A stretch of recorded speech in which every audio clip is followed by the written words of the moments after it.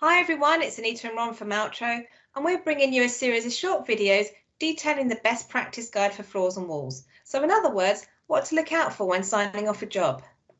Hi there. Well, today we're going to be looking at fitting of a cap tile strip prior to the wall tile installation.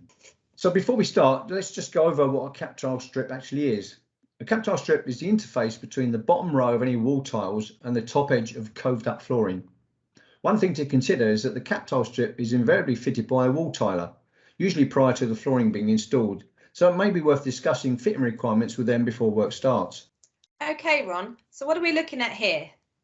Well, what you're actually looking at here is a before and after shot of a poorly jointed internal and external cap tile corner with large visible gaps. These have been filled with thick mastic. And why is this bad? Well, in a wet environment such as the shower room, water will run down the wall tiles and can find its way behind the cap tile, mastic and flooring. This could cause a system failure and is not aesthetically pleasing. So let's see what best practice would look like. Sure, this demonstrates a neat, tightly mitered internal and external cap tile corner that's been neatly finished with a small amount of mastic. So besides it obviously looking better, what are the other benefits? Well, in a wet environment such as a shower room, it will allow water to drain away easily without getting behind the flooring material. This prevents system failure and provides a hygienic solution that is also aesthetically pleasing.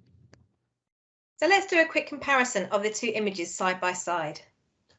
You can clearly see the image on the right shows best practice for the installation of a cap tile strip. In a wet environment, for example a shower room, this will allow water to drain away easily without getting behind the flooring material. This prevents system failure and provides a hygienic solution that is also aesthetically pleasing. We hope you found this best practice guide to fitting of a cap tile strip useful.